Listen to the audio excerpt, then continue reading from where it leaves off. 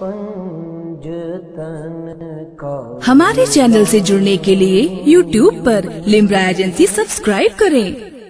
अल्हम्दुलिल्लाहिल हन्नानिल mannan अल्लज़ी खलक़ल इंसान व अल्लमहुल बयान वस्सलातु वस्सलामु अला रसूलिही सय्यिदिल इंसी वल जान व अला आलिही व अस्हाबिही ज़िल खैरि वल इहसान अम्मा बअद फ़अऊज़ु बिल्लाहि मिनश शैतानिर रजीम बिस्मिल्लाहिर रहमानिर रहीम कुन्तुम खैरा उम्मतिन उखरिजत लिन्नास सदक़ल्लाहु मौलाना अज़ीम।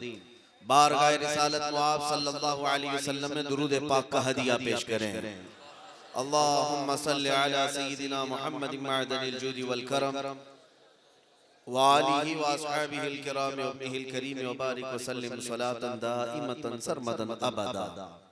अजीज़ान गिरामी वक़ार, भदोई के गयूर मुसलमानों, दिन के इस तपते हुए वक्त और सूरज की चिलचिलाहट के बावजूद आप तमामी हजरात इस पिंडाल में जमा हैं, इस मैदान में जमा हैं।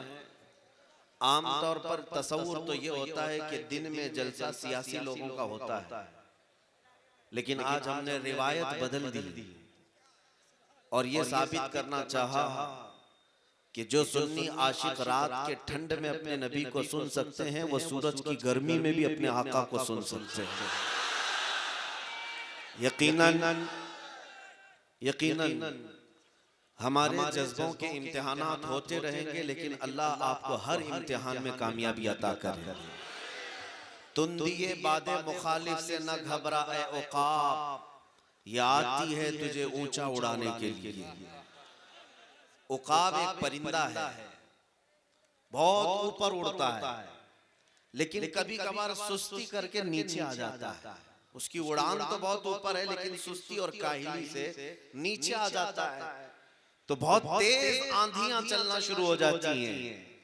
तो जब आंधियां आती हैं तो उसकी फिर सांस घुटने लगती, वापस फिर अपने मुकाम पर जाता है, ऊपर चल जाता है, उड़ने लगता है। इसी को इकबाल ने कहा, ये इधर उधर से मुखालिफ सिमत से आने वाली हवाओं से न घबराए उकाब, ये जब कभी आती हैं आंधियां तुझे ऊंचा उड़ाने के लिए। और लोग तो आज ये कह रहे हैं कि घर वापसी उन लोगों का दिया हुआ एक नाम है। मैं कहता हूं सच बात है, मुसलमान जिस घर को छोड़कर इधर उधर गया है, अल्लाह करे इसे घर वापसी दे दे, क्योंकि हमारा घर तो गुंबद खजरा की छांव में है, और जहां हमारा बच्चा आ गया, मैं समझता हूं वो वापस घर आ गया। अजीज़ान गिरामी, एक ही बात है, इतना बड़ा मजमा, हर दिन मैं खिताब कर रहा हूं, हर दिन मैं लोगों से मुखातिब हूं, देख रहा हूं, लेकिन कहीं पर भी जज्बे में कमी नजर नहीं आई।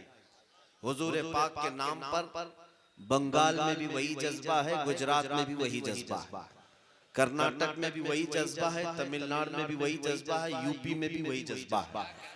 चाहे किसी भी खित्ते किसी भी इलाके का हो, नाम मोहम्मद में इस तरह से मचल जाना ये हर सुन्नी का शेवा है। लेकिन मसला सिर्फ इतना ही है, किसी शख्स को किसी ने कह दिया कि तू लंगड़ा है। बात पते की तवज्जो से सुने।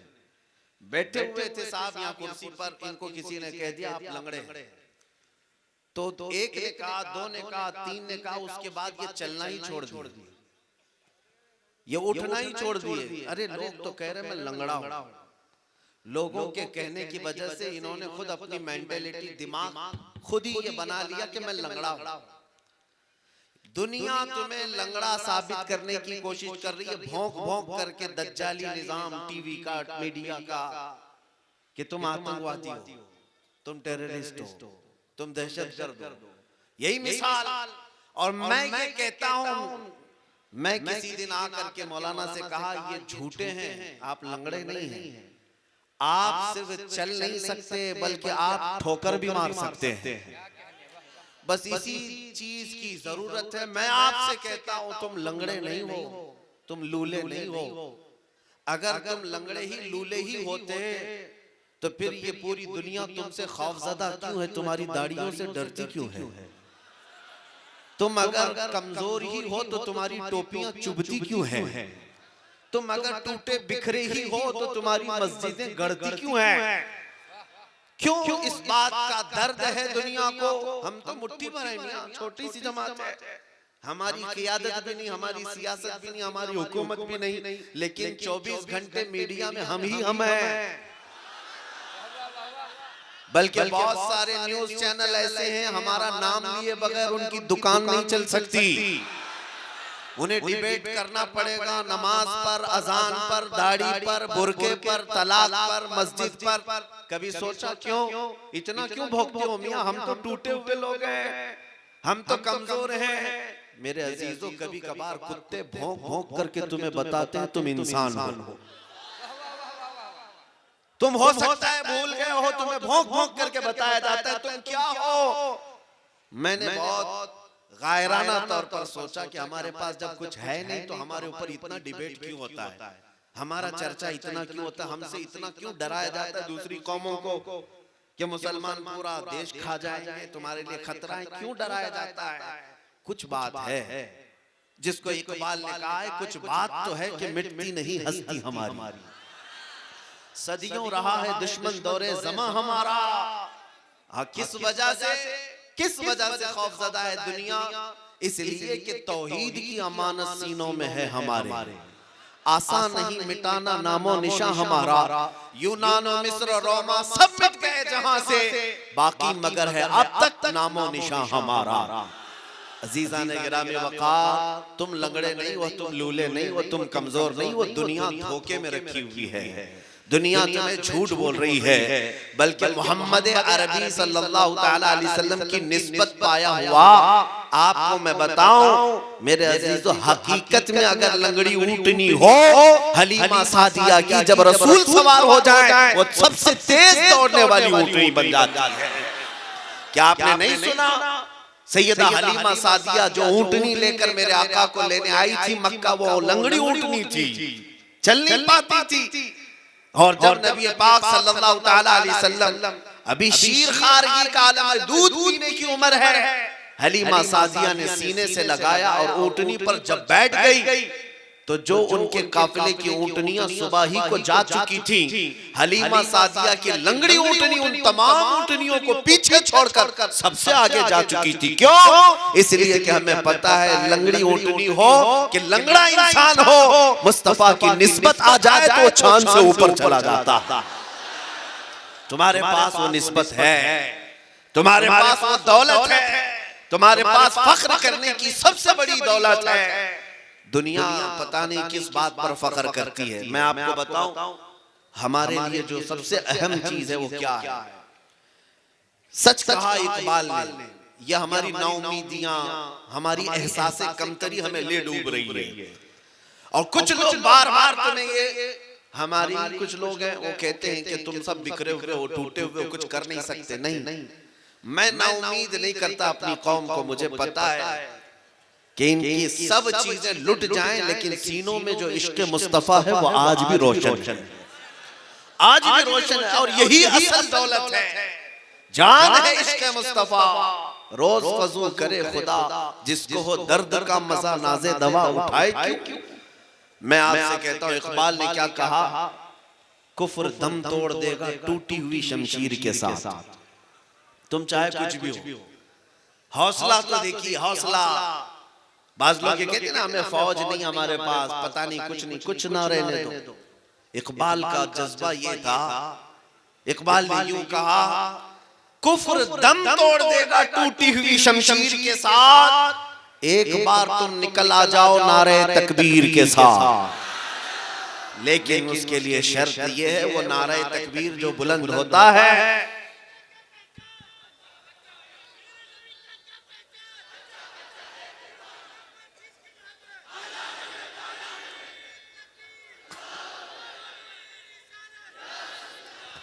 मेरे अजीजों, ये नारे कोई रस्म रिवाज नहीं है, नारे रस्म रिवाज नहीं है, यही नारे हैं बहुतों के खीमे हिलाए हुए।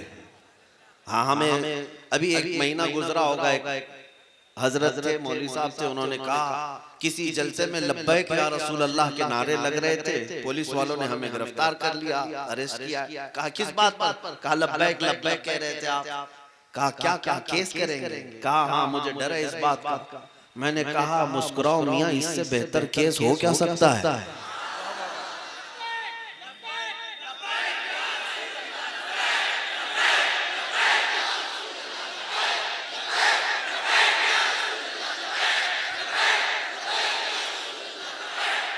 यही वो फितरत है मेरे अजीजों, यही वो फितरत है। इस्लाम की फितरत में कुदरत ने वो लचक दी है, जितना ही दबाओगे उतना ही वो उभरेगा। अब ये नारा जो लब्बैक का लगता है, सुबह क़यामत तक ठंडा नहीं हो सकता, इसलिए कि ये किसी के बाप का नारा नहीं है, ये ताजदारे कायनात को पुकारा जा रहा है। और जब तक गुंबद खजरा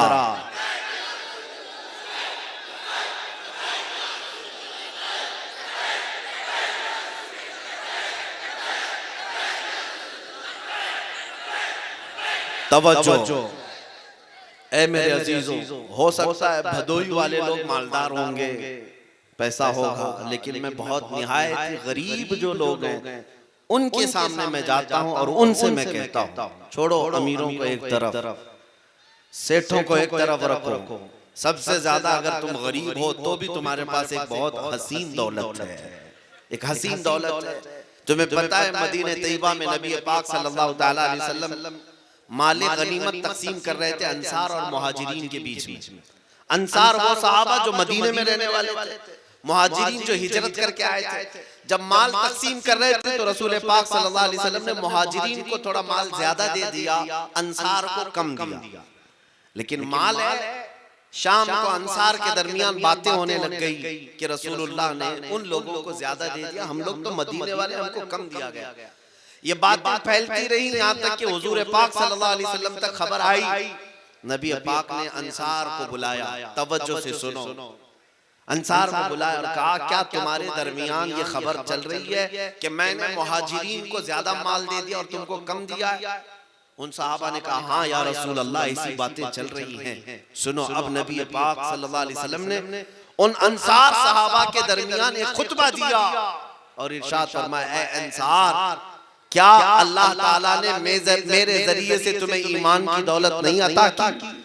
तुम बिखरे हुए थे, अल्लाह ने मेरे जरिए से तुम्हारे दिलों में मोहब्बत नहीं पैदा की? और उसके बाद जो जुमला है जिसकी वजह से मैं ये बात अर्ज कर रहा हूँ, कुछ ना हो हमारे पास तब भी हुजूर का ये फरमान सुनो। अंसार सहाबा से मेरे आका फरमाते, ऐ अंसार, क्या तुम इस बात पर राजी नहीं हो कि वो लोग दुनिया ले जाएं और जिसके पास दुनिया ना आए वो अल्लाह का रसूल ले जाए? अंसार कहते हैं हम इतना रोए थे कि दाढ़ियां भीग गई थी। मैं इस हदीस को पढ़ता हूं तो एहसास होता है जिसके पास दुनिया कुछ ना हो उसके पास मकीने गुंबद खजरा की मोहब्बत होती है।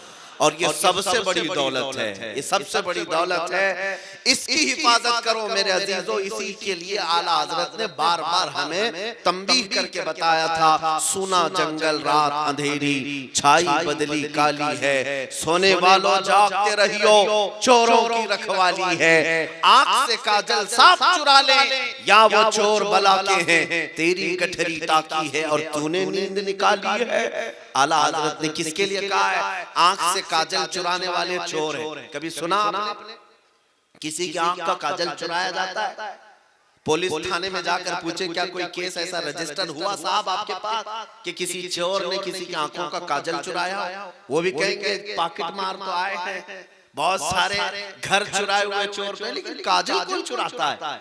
आला हजरत फरमाते हैं तुम्हारी आंखों से काजल चुरा लेंगे ऐसे चोर हैं। मेरे अजीजों, काजल से मुराद वो डब्बिया का काजल नहीं है, बल्कि एक मोमिन की आंखों का काजल इश्क मुस्तफा हुआ करता है, मोहब्बत मुस्तफा है। और ये चुराने वाले चोर मौजूद हैं, वो कभी दाढ़ियों में, कभी टोपियों में, कभी जुब्बों में भी होंगे। इसलिए अगर बचाना है तो अपनी आंखों का काजल इश्क मुस्तफा को हमेशा महफूज रखो, हमेशा महफूज रखो। और जवानों से मैं अक्सर ये कहता हूँ, लुट जाए हर चीज छोड़ दो, लेकिन दामन मुस्तफा छूटने ना पाए। इसलिए कि सहाबा का यही तो नारा था। एक खातून मदीने की दौड़ी दौड़ी उहद की तरफ जा रही थी। किसी ने खातून से कहा, ए खातून तुम्हारे शोहर शहीद हो गए। इन्ना लिल्लाह पड़ा, वो आगे बढ़ती गई। फिर कोई आया और कहा, खातून तुम्हारा बेटा भी शहीद हो गया। एक ही जंग में शोहर भी शहीद, बेटा भी शहीद। तीसरा आया, कहा तुम्हारा भाई शहीद हो गया। वो इन्ना लिल्लाह पड़ी और आगे बढ़ गई। फिर किसी ने कहा, तुम्हारा भाई भी शहीद हुआ, बाप भी शहीद हुआ। एक औरत के 4 रिश्ते सबसे अहम होते हैं, बेटा, भाई, शोहर, बाप। उस औरत के, उस खातून के 4 रिश्ते एक जंग में शहीद हो गए। हर कोई जब ये खबर दे रहा था, कलेजा होना चाहिए बर्दाश्त करने का, हिम्मत होनी चाहिए, ताकत होनी चाहिए अपने घर के अजीजों की रुखसती की। अजीजा ने गिरामी, उस खातून ने झल्ला कर पूछा आने वालों से, ऐ लोगों, सब मेरे घर वालों की मौत की ही खबर दे रहे हो, जरा ये तो बताओ अल्लाह के रसूल सलामत है या नहीं? अल्लाह के रसूल सलामत है या नहीं? आने वाले किसी सहाबी ने कहा, ऐ खातून मदीना, अल्लाह के रसूल सलामत हैं, वो खैरियत से हैं, वो आफियत से हैं। तब वो खातून मदीना अपना आंचल बाहर करती है और कहती है, अगर मेरा चांद सलामत तो पूरी कायनात सलामत है। या रसूल अल्लाह, कुल्लु मुसीबतिन बादका जुललुन। वो सहाबा का नारा था, ऐ अल्लाह के रसूल, अगर आप हैं तो फिर हर मुसीबत हल्की है, हर मुसीबत छोटी है। इसलिए मैं कहता हूँ, ऐ नौजवानों, आज दुनिया तुम्हें डरा रही है, धमका रही है, हर तरह से तुम्हें कदमों को डगमगाने की कोशिश कर रही है। किसी तरह फिसल जाओ, कभी तुम्हें मॉब लिंचिंग के वाकयात दिखा करके, कभी मीडिया पर भौंक भौंक करके, कभी किसी मौलवी की गर्दन काट करके तुम्हें डराया जाए कि तुम इस्लाम से दूर हो जाओ, तुम मोहम्मद मोहम्मद कहना छोड़ दो। ये हालात क्यों बनाए जा रहे हैं? डराने के लिए, धमकाने के लिए। लेकिन जो सच्चा मुसलमान है वो सहाबा के नक्शे कदम पर चलता है। उनका यही नारा होता है, जो जान मांगो तो जान दे दे, जो माल मांगो तो माल दे दे, मगर ये हमसे कभी ना होगा, नबी का जाहो जलाल दे दे। ये सहाबा का नारा था। उसी नारे पर जिंदा रहो मेरे अजीजों, उसी नारे पर जिंदा रहो। अगर कोई तुम्हें कहीं कुत्तों के झुंड में फंसा दिया जाए, तुम्हारी बोटी बोटी कर दी जाए, तो सब्र कर लेना। इसलिए कि दुनिया की अजियत थोड़ी सी है। अगर जालिमों के जुल्म से जान चली भी जाए, कोई फर्क नहीं पड़ता। इधर आंख बंद होगी, उधर चेहरे मुस्तफा का दीदार होगा।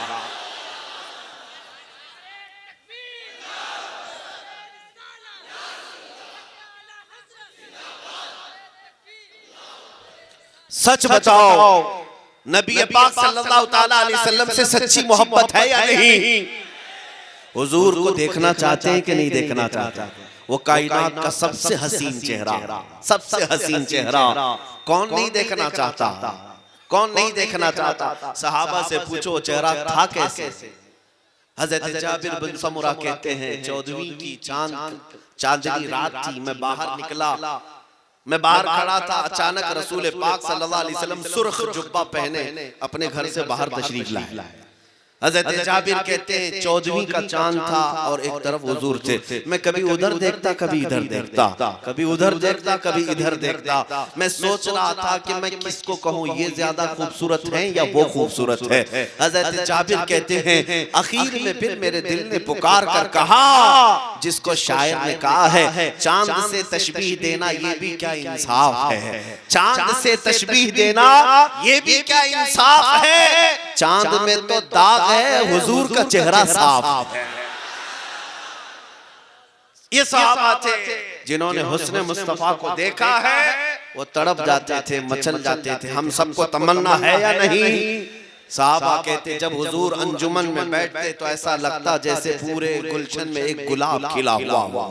वो गुलाब जैसी पंखड़ियां, लबहाए नाज, वो सुर्ख गालों से और भवें भरी हुई उभरी हुई पेशानी, कुशादा पेशानी, उभरी हुई बीनी मुबारक और लटकी हुई जुल्फे। माँ आयशा सिद्दीका फरमाती हैं ऐसा लगता जुल्फों के बीच से कान मेरे आका के ऐसे चमकते जैसे काली रात में तारे चमक रहे हो।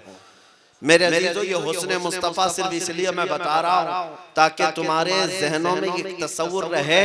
मेरी आंखें बहुत बेहयाई कर चुकी हैं, दुनिया का हुस्न देख देख करके पागल होता रहा। हकीकी हुस्न क्या है तुम्हें अभी खबर ही नहीं है, अभी तुम्हें पता ही नहीं। जिस दिन ये तड़प हो जाएगी, ये तलब हो जाएगी, अब मुझे देखना है तो हुस्न मुस्तफा देखना है, तो फिर उसके बाद हमारा नौजवान हर मुसीबत को गवारा कर लेगा, हर मुश्किल को गले लगा लेगा, क्योंकि उसकी नजरों में ये है, उसकी नजरों में ये। इमाम अहमद बिन हंबल की बात करता हूँ, वो इमाम जिनको 5 लाख हदीसें याद थी, लेकिन जालिम खलीफा ने आपके हाथों को जंजीर बांधकर एक फतवे की वजह से नंगी पीठ पर कोड़े मार रहा था। जल्लाद कोड़े मारता रहा, क्यों? इसलिए कि आपने हक शरीयत बयान की, आपको कोड़े लगाए जा रहे थे, लुंगी खुलती जा रही थी, दोनों हाथ जंजीर से बंधे हुए, नंगी पीठ पर कोड़े पड़ रहे, 100 कोड़े मारे जाते थे। उस वक्त जब लुंगी खुलने लगी तो इमाम अहमद बिन हंबल की आंखों में आंसू आ गए। कहा, कोड़ों के पड़ने का इतना दर्द नहीं, लेकिन सतर के खुलने का खौफ है कि सतर ना खुल जाए। जब इमाम अहमद बिन हंबल की आंखों में आंसू आए तो तारीख निगारों ने बताया अचानक 2 हाथ गैब से बरामद हुए और इमाम अहमद बिन हंबल की तहबंद को पकड़ लिया और मजबूती से उनकी लुंगी को, उनकी तहबंद को किसी ने बांध दिया। जो खुल रही थी वो मजबूत हो गई। अब जो रो रहे थे इमाम अहमद बिन हंबल अब हंसने लग गए, मुस्कुराने लगे। जो जल्लाद कोड़े मार रहा था वो रुक गया, कहा ये क्या बात है, तुम्हारी तहबंद खुल रही थी, अचानक ये कैसे टाइट कैसे हो गई, और तुम रो रहे थे, हंसने कैसे लग गए।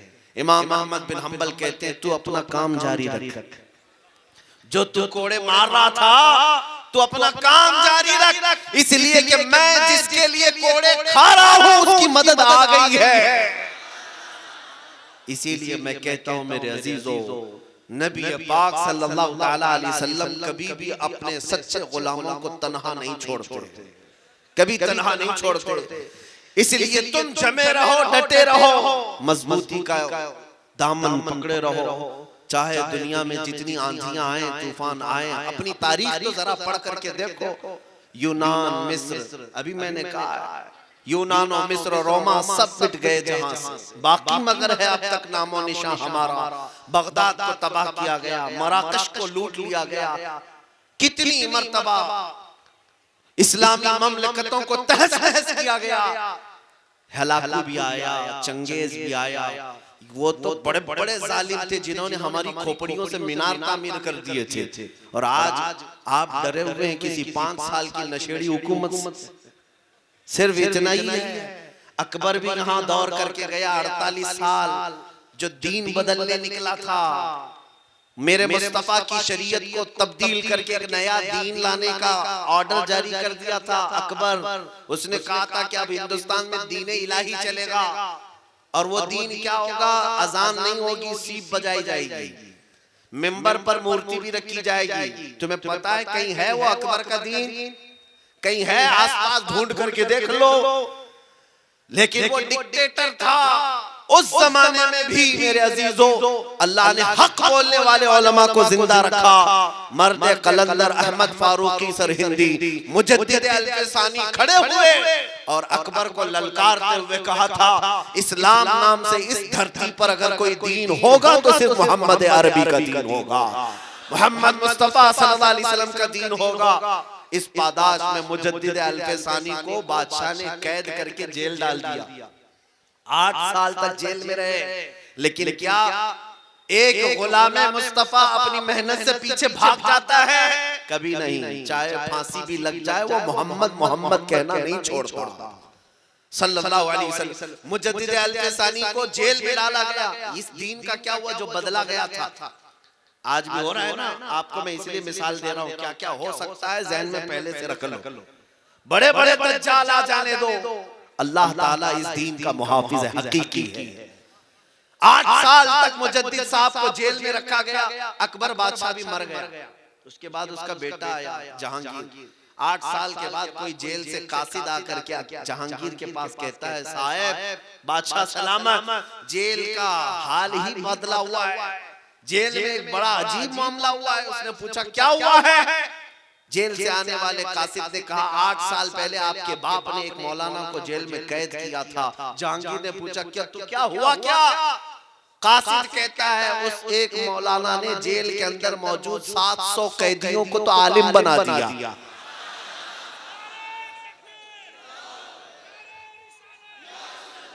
जेल में रखा गया था और 700 कैदियों को आलिम बना दिया।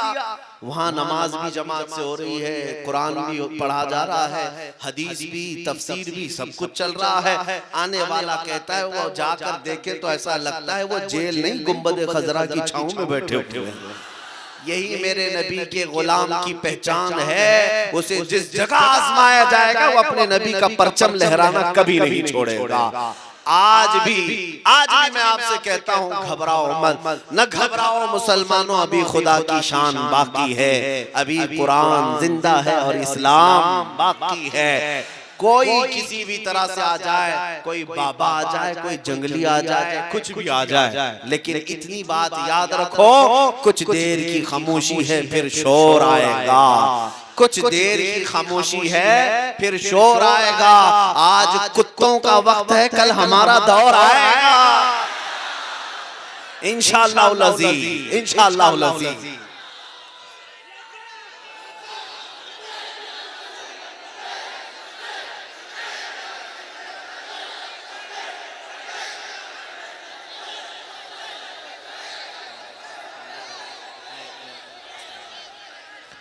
बस मैं अपनी गुफ्तगू को समेटता हूँ। ये वक्त मुख्तसर सा था, मेरा पैगाम आज के दिन इतना ही है। अल्लाह ने कुरान में फरमाया, जिन्होंने कहा हमारा रब अल्लाह है, आप सब यही कहते हैं हमारा रब कौन है? फिर से बोलो कौन है? फिर से बोलो कौन है? हमारा रब अल्लाह है। और कुरान कहता है जिसने ये कहा हमारा रब अल्लाह है और फिर उस पर जमे रह गए, ततनज़्ज़लु अलैहिमुल मलाइका, अल्लाह फरमाता है उनकी मदद के लिए तो अल्लाह फरिश्ते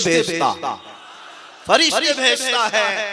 हमारी जमात में ऐसा कोई ढोंगी बाबा नहीं है जो स्टेज पर आकर के ये कह दे कि अल्लाह भी एक है, ओम भी एक है। हमारे दरमियान तो नहीं है ना, अल्हम्दुलिल्लाह। अल्लाह हमें ऐसे मुनाफिकों से पाक रख रहा है।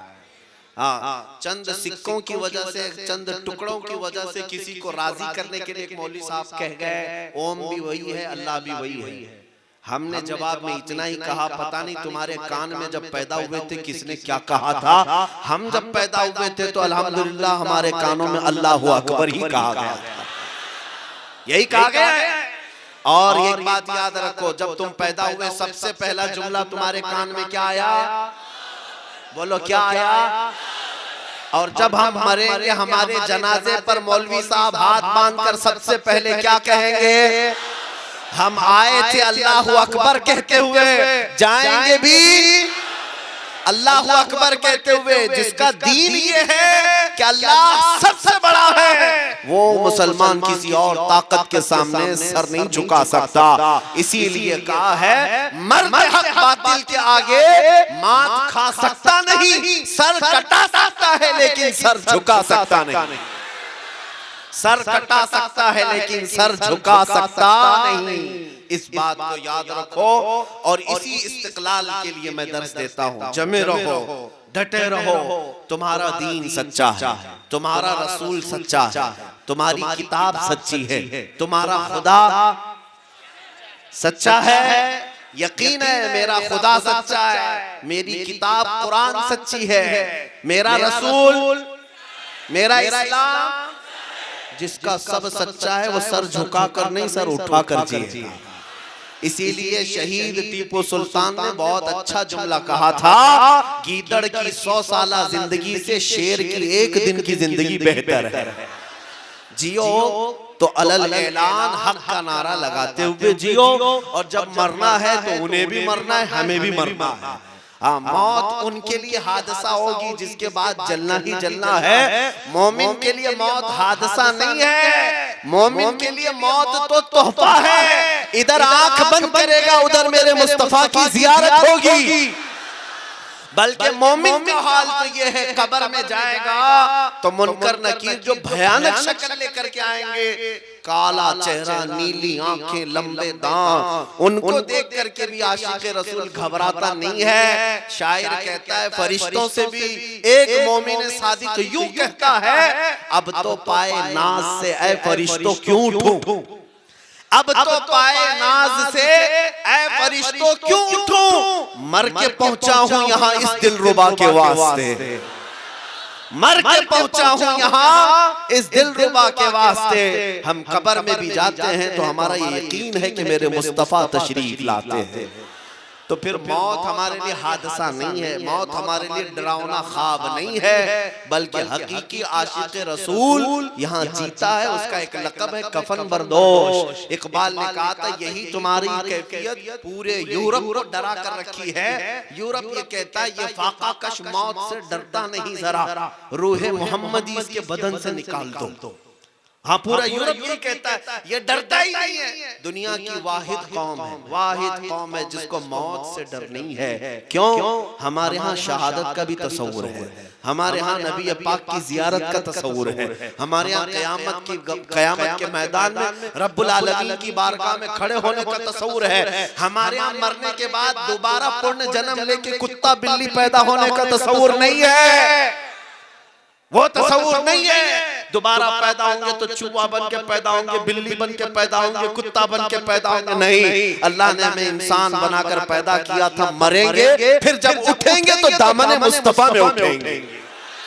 हाँ, हश्र में उठाए जाएंगे तो नबी पाक के दामन में उठाए जाएंगे इंशाअल्लाह। ये तस्वुर है हमारा, जिसकी वजह से आज अल्हम्दुलिल्लाह एक स्पोर्टमैन है, एक खिलाड़ी है जिसने अभी अभी इस्लाम कबूल किया है। उसकी एक बात मैं आपके सामने रखता हूँ, पूरा सोशल मीडिया उसके पीछे पड़ा हुआ है यार, उसके सोशल अकाउंट बंद करा रहे हैं कि ये इस्लाम का बहुत बड़ा प्रचारक बन जाएगा। अरे इस्लाम एक दौलत ऐसी अल्लाह जिसे चाहे अता फरमाए, तुम्हारे सीनों में है, इसकी कदर करो, ईमान तुम्हारे पास है, कदर करो। नया खिलाड़ी है गालिबन अमेरिका का रहने वाला, और उसने अपना एक स्टेटमेंट जारी किया, कहा कि मैंने पूरी दुनिया का बहुत गौर से मुताला किया, मैंने देखा बहुत सारी कौमें दुनिया में हैं, बहुत सारे मजहब हैं, बहुत सारे रिलीजियन हैं, लेकिन मैंने देखा कि मुसलमान जितना अपने दीन को लेकर भावुक हैं, जज्बाती हैं, पूरी दुनिया में किसी कौम को मैंने नहीं देखा, पूरी दुनिया में नहीं देखा। सबसे ज्यादा प्रैक्टिस अपने दीन पर करने वाली यही कौम है, सबसे ज्यादा जज्बाती अपने दीन को लेकर यही कौम है। और फिर उसने एक जुमला कहा, अगर तुम्हारी ईसाई कंट्री हो, कोई क्रिश्चियन कंट्री हो, तुम्हारे मुल्क में ही अगर कोई ईसा अलैहिस्सलाम की गुस्ताखी करे तो तुम सब देखते रह जाओगे, कुछ नहीं करोगे। लेकिन अगर मुसलमानों की कंट्री ना भी हो, तुम्हारी हुकूमत हो, तुम्हारी क़ियादत हो, तुम्हारी सियासत हो, चंद ही मुसलमान वहाँ रहते हो, ऐसे मुल्क में भी अगर तुम मोहम्मद अरबी की गुस्ताखी करो और बच के दिखाओ। उसने ये कहा, मेरे जुमले नहीं है, उसने कहा कि मुसलमान इतने जज्बाती हैं, वो अपने नबी की शान में एक तिनका भी बर्दाश्त नहीं करते। ये क्यों? 1400 साल के बाद आज तक ये रिश्ता बाकी है। इसका मतलब यही है कि ये ऐसा दरख्त है जिसकी जड़ें मजबूत हैं, इसकी शाखें काट दो लेकिन हरियाली कभी खत्म नहीं हो सकती। इसीलिए मेरे अजीजों, मैं ये कहता हूँ कि इस दीन को मिटाना, ये सब जो बातें हो रही हैं, हम 20 लाख को मार डालेंगे, इतनों को कत्ल कर देंगे, विनाश कर देंगे, इस्लाम का खात्मा कर देंगे, मैं तो समझता हूँ कि ये बरसाती कीड़े हैं, मौसम के कीड़े हैं, इनको अपने बदन की खुजली मिटाना नहीं आता। इस्लाम मिटाने की बात करते हैं, मिट गए मिटते हैं, मिट जाएंगे आदा तेरे, या रसूल अल्लाह, ना मिटा है ना मिटेगा कभी, रहेगा यूं ही उनका चर्चा रहेगा, पड़े खाक हो जाएं जल जाने वाले। हमें बरेली वाले इमाम ने यही सिखाया है, खाक हो जाएं अदू जल कर, मगर हम तो रजा, दम में जब तक दम है जिक्र उनका सुनाते जाए, दम में जब तक दम है जिक्र उनका सुनाते जाएंगे। अजीज़ान गिरामी औक़ात, आपका यही मेरा पैगाम था। नबी पाक सल्लल्लाहु अलैहि वसल्लम की मोहब्बत में कोई समझौता नहीं होगा। पानी ना हो जी लेंगे, खाना ना हो जी लेंगे, कपड़े ना हो जी लेंगे, घर ना हो जी लेंगे, सड़क ना हो जी लेंगे, लेकिन बगैर मुस्तफा की इज्जत के एक आन भी जीना नहीं गवारा होगा। यही अपने बच्चों को भी दर्श दो कि हम इस बात पर समझौता नहीं करते। कई डिपार्टमेंट वाले हमसे यही कहते हैं। एक साहब थे मेरे साथ बैठे हुए थे, बड़े अधिकारी थे, कि मौलाना आप इतने जज्बाती क्यों हो जाते हैं, इतने जज्बाती क्यों हो जाते हैं, कभी कभार इतने सख्त जुमले कहते हैं। मैंने सिर्फ उनसे कहा, अगर मैं ये कहूँ आपकी माँ के बारे में ऐसा ऐसा जुमला, वो कुर्सी छोड़कर उठ गए। कहा मेरी माँ ही मिसाल में ला रहे हैं आप। मैंने कहा अगर अभी मैंने कुछ कहा नहीं, सिर्फ मैंने कहा आपकी माँ, इतना दर्द लग गया। और आपको क्या लगता है मुसलमान अपने नबी से अपनी माँ की तरह प्यार करता है? करोड़ों माँओं से ज्यादा अपने नबी से मोहब्बत करता है।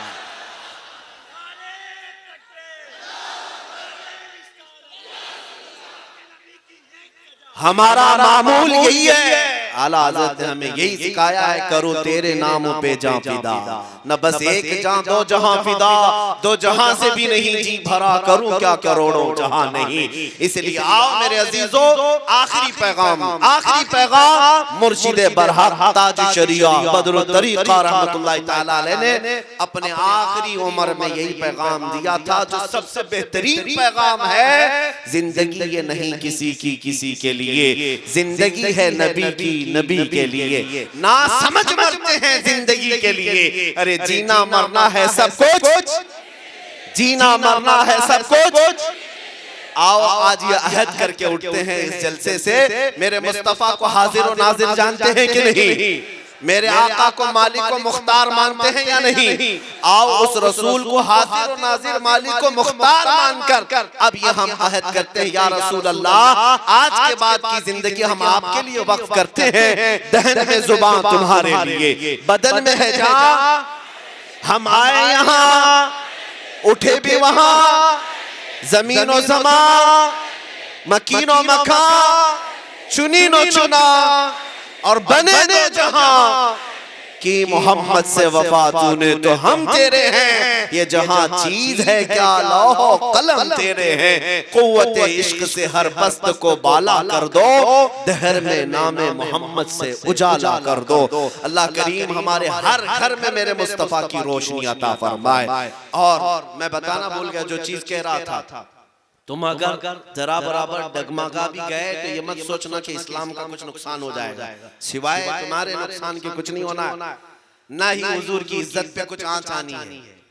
इसलिए कि ये दस्तूर है खुदा का, जितना कचरा है वो आंधियों में उड़कर चला जाता है, तूफानों में चला जाता है। अभी 2 साल पहले कुत्ता निकला था, राफिजी कुत्ता, जिसने अपना नाम भी बदल लिया, धर्म भी बदल लिया, टिक्का भी लगा लिया, धारीदार भी पहन लिया और कहा कि अब मैं अग्नि हवन करूंगा। देखा 6 महीने के बाद पता चला सारे पंडितों ने किक मारकर भेज दिया, ठोकर मारकर भेज दिया। अभी कल परसों मैंने देखा कि रोते हुए बेचारा मुतालबा कर रहा है, मेरी जान खतरे में है, मेरे ऊपर जबरदस्ती आरोप लगाए जा रहे हैं। लखनऊ का था। अब हालत ये है कि धोबी का कुत्ता न घर का न घाट का। तुम दरे मुस्तफा को छोड़कर ये सोच रहे थे कि उनके दामन में जाकर पनाह लूंगा, इज्जत ही इज्जत होगी। जालिमों, तुमने अभी जिल्लत देखी क्या है? ये दुनिया है, अभी आखिरत में देखना बाकी है, आखिरत में देखना बाकी है। मेरे इमाम बरेली के ताजदार ने 100 साल पहले ये कहा था, या रसूल अल्लाह जो तेरे दर से यार फिरते हैं, जो तेरे दर से यार फिरते हैं, दर बदर यूं ही खार फिरते हैं। हमने उनकी जिल्लत को देखा है, जो मेरे मुस्तफा को छोड़ा दर दर की ठोकरें खाता है। इसलिए हमारा मसलक क्या है? हम बारगाह मुस्तफा में यूं कहते हैं, किसी की जय विजय क्यों पुकारे, क्या गरज हमको, किसी की जय विजय क्यों पुकारे, क्या गरज हमको। हमें काफी है सैयद अपना नारा, या रसूल अल्लाह, हमें काफी है सैयद अपना नारा, या रसूल अल्लाह। तेरे टुकड़ों पे पले, गैर की ठोकर पे न डाल, झिड़झिड़ियां खाएं कहां छोड़ के सदका तेरा। अल्लाह करीम इस जलसे पाक को अपनी बारगाह में कबूल फरमाए। आज मेरे आने का एक मकसद यहाँ था, ये जलसा तो नहीं था, मौलाना शमशाद अजहरी साहब हमारे मुहिब्बे-ए-किराम, इन्होंने खुसूसी दावत दी थी कि अहले भदोई के मुखय्यर हजरात की एक मीटिंग थी जिसमें 30-40 हजरात खुसूसी मीटिंग में शामिल थे, लेकिन यहाँ आने के बाद पता चला 30-40 लोग नहीं, ये तो पूरे आशिकों का झुरमुट यहाँ पर मौजूद है। और इसलिए भी कि मुझे देखने के लिए लोग नहीं आते, ये मेरे मुस्तफ़ा की निस्बत का फैज़ा। हाँ, हमने देखा है। और आज मैं जगह जगह ये नारा भी लगाते हुए घूमता हूँ, जब तक बिके न थे तो कोई पूछता न था, जब तक बिके न थे तो कोई पूछता न था। या रसूल अल्लाह, तुमने खरीद कर हमें अनमोल कर। ये नाज़ी अंदाज हमारे नहीं होते, झोली में अगर टुकड़े तुम्हारे नहीं होते, जब तक के मदीने से इशारे नहीं होते, रोशन मेरी किस्मत के सितारे नहीं होते। इसीलिए आपको भी पैगाम यही है, बेदाम ही बिक जाइए बाजारे नबी में, इस शान के सौदे में खसारे नहीं होते। आज मैं आया था तो ये जलसे को मुखातिब करने का ऐसा कोई मेरा इरादा नहीं था, ना ही मुझे पता था इतना बड़ा जलसा होना, एक मीटिंग होनी थी। और वो मीटिंग खास तौर पर मैं आपके सामने, अब यहाँ वहाँ ना हो सकी, इसलिए मैं यहाँ आपके सामने अर्ज कर रहा हूँ कि आज जरूरत इस बात की, जैसे आप मुफ्ती एहतेशाम साहब से भी सुन रहे थे, हमारे जलसों में लाखों का तो हम खर्च कर जाते हैं। एक रात का खर्चा कहीं 10 लाख, कहीं 15 लाख, किसी जलसे में 5 लाख से कम का जलसा नहीं। बिहार में तो मैं गया, बिहार वालों ने कहा साल भर में 4000 जलसे होते हैं और हर जलसे का खर्च 5 लाख से कम नहीं होता। हिसाब लगाया गया तो तकरीबन 2000 करोड़ के आसपास साल में खर्चा होता है मुसलमानों का जलसों में। लेकिन हैरत की बात यह है कि पूरे स्टेट में एक मुसलमानों की यूनिवर्सिटी नहीं, एक इदारा नहीं। जलसा करने की मैं मुखालिफत नहीं करता, होना तो चाहिए, लेकिन अब तो ऑनलाइन सारा सिस्टम आपके हाथ में आ चुका। हमारी तकरीरें हर घर पे सुन भी रहे, सब लोगों तक पहुंचती हैं। लेकिन आपको जो काम करना है वो कोई ऐसा इदारा कायम करो जो सुबह क़यामत तक कायम रहे। जलसा करना, नियाज पकाना, ये सारी चीजें मुख्तसर कर लो, सवाब इसका है, इसको मुख्तसर कर लो। लेकिन जो इदारा कायम होना चाहिए वो क़यामत तक रहने वाला काम है, तुम्हारी नस्लों को काम आएगा, नस्लों को काम। आज हमारी तकरीर सुने, कल तक पता नहीं कितनों को याद होगी, कितनों को नहीं। जलसे में क्या हुआ था क्या नहीं, बहुतों को याद नहीं रहेगा, 8 दिन के बाद भूल जाएंगे। लेकिन अगर कोई मेरे मुस्तफ़ा के नाम पर इदारा कायम है तो वो सुबह क़यामत तक चमकता दमकता रहेगा, हमारी नस्लों के लिए भी। मैं आपके सामने ऐलान कर देता हूँ, क्योंकि मैंने इससे कबल इस तरह सरेआम ऐलान नहीं किया था तफसीलन। मुफ्ती साहब का हुक्म है, हमने एक प्रोजेक्ट बनाया है और आपसे भी गुजारिश है कि हर स्टेट में, हर शहर में ये प्रोजेक्ट मुसलमानों का होना चाहिए। हमारा प्रोजेक्ट मुंबई के करीब एक बहुत बड़ी जमीन पर एक दारुल अमान नाम से सेंटर, जिसमें एक इदारा ऐसा है जो दारुल उलूम है, लेकिन स्कूल की तालीम के साथ पहली जमात से लेकर 10वीं जमात तक स्कूल में जैसे लड़का पढ़ता है, बच्चा पढ़ता है, हमारे पास पहली जमात से 10वीं पढ़ने तक वो इंशाअल्लाह आलिम भी साथ बनेगा, उसको आलिम भी बनाया जाए और स्कूल की तालीम भी दी जाए, हाफिज कुरान भी बने और उसके बाद 12वीं भी पास कर ले। एक इदारा ये है। उसी कैंपस के अंदर एक मस्जिद है, एक हॉस्पिटल है 50 बेड का। क्या आज मुसलमानों को जरूरत इस बात की है कि इन तमाम समाजी कामों में, सोशल वर्क्स में हिस्सा ले। तीसरा उसमें एक प्रोजेक्ट है डम एंड डफ स्कूल, यानी गूंगे और बहरे बच्चों के लिए स्पेशल स्कूल। क्योंकि हमारे यहाँ ये समझा जाता है जो गूंगा है, बहरा है, वो फिर या तो भीख मांगने का ही काम है, उसके अलावा उसका कोई काम नहीं। मौलाना जानते हैं मिस्र में तो अंधे और बहरे तो सबसे टॉप पर होते हैं। हमारी क्लास में 18 अंधे लोग थे, मेरी जमात में 18, और सबसे फर्स्ट नंबर पर आते थे। और खुद हमारे उस्ताद ताहा हुबैशी साहब, जिन्होंने 40 से ज्यादा किताबें लिखी हैं, लेकिन वो पैदाइशी अंधे थे। और मेरे एक उस्ताद हैं जिनके हाथ भी नहीं थे, पैर भी नहीं थे और आंख भी नहीं थी, डॉक्टर उस्मान जकी साहब। उनको व्हील चेयर पर लाकर बिठाया जाता था, लेकिन पूरी कॉलेज के सबसे सीनियर उस्ताद थे। तो वहां पर ये नहीं है कि अंधा हो जाए तो छोड़ दिया जाएगा, नहीं, अंधों को पढ़ाया जाता है। लेकिन मैंने महसूस किया कि पूरे हिंदुस्तान में हमारे पास कोई ऐसा इदारा नहीं है जो हमारे अंधे या ऐसे स्पेशल बच्चों के लिए कोई इदारा होता है दूसरों के पास होगा, लेकिन हमारे सुन्नियों के पास इदारा नहीं। इसका प्रोजेक्ट हमने शुरू किया। और एक उसमें रिहाब सेंटर, रिहैबिलिटेशन सेंटर, इसका काम क्या है? एक ऐसी इमारत है जो चारों तरफ से बंद होगी। जो नौजवान नशा में एडिक्ट हो चुके, छोड़ते नहीं है नशा, और छोड़ना चाहते हैं, उनके घरों वाले नौजवानों को लाकर हमारे पास छोड़ दें। 6 महीने साल भर के अंदर उनको वहाँ ऐसी तरबियत और ऐसी दवाइयाँ रखी गई कि वो तमाम नशा की आदतों से बाज आकर एक सालेह मुसलमान बनकर बाहर निकले। और ये इदारा भी कहीं पर मौजूद नहीं। क्रिश्चियन लोग चलाते हैं और भी दूसरा मज़ाहिब वालों के पास है रिहाब सेंटर, लेकिन सुन्नियों के पास इस इदारे की कमी है। मैं इसका एक प्लान, और एक उसके अंदर, उसी कैंपस के अंदर एक ओल्ड एज हाउस है। ओल्ड एज हाउस का मतलब सीनियर सिटीजन, बूढ़े लोगों के रहने की जगह। हालांकि इस्लाम में ऐसा कोई कॉन्सेप्ट नहीं है कि बूढ़े लोगों के लिए कोई एक धर्मशाला बनाया जाए। है यहाँ पर बहुत सारे, लेकिन इस सोच की वजह यह है कि कुछ नाहंजार औलाद ऐसी है जो अपने माँ बाप को छोड़ दी, और उनके माँ बाप आवारा भटकते रहते हैं। कभी वो आश्रम में चले गए, कहीं जाकर पनाह ले ली। हमारे साथ एक ऐसा हादसा हुआ था जिसके बाद हमने इस कॉन्सेप्ट को शुरू किया। मुंबई शहर में ही एक इलाके में एक बूढ़े मियाँ एक बिल्डिंग के नीचे रहते थे, बीमार हो गए। तो लोगों ने कहा कि इनको कौन देखता है, कोई है नहीं। और बहुत ज्यादा बुढ़ापा और कमजोरी बीमारी आई, तो करीब में एक आश्रम था हिंदुओं का, उनसे कहा गया तो आकर उठाकर ले गए। और उसके बाद 2-3 महीने के बाद पता चला उस बूढ़े मियाँ का इंतकाल हुआ, उनको शमशान में जला दिया गया, खत्म हो गया। लेकिन हैरत की बात यह है कि वो बूढ़ा 60 साल तक मस्जिद का नमाजी था। 60 साल, औलाद नाहंजार निकली और छोड़ दी। बूढ़ा आखिर वक्त इस हालत में चला गया। तो हमने ये सोचा कि हमारे लिए ऐसा कोई इदारा क्यों नहीं है कि जहां ऐसे छोड़े हुए लोगों को भी हम परवरिश कर सके और उनके आखिरी औकात हम सुकून और इत्मीनान के साथ और इस्लामी माहौल में गुजारने का उन्हें मौका क्यों ना दे।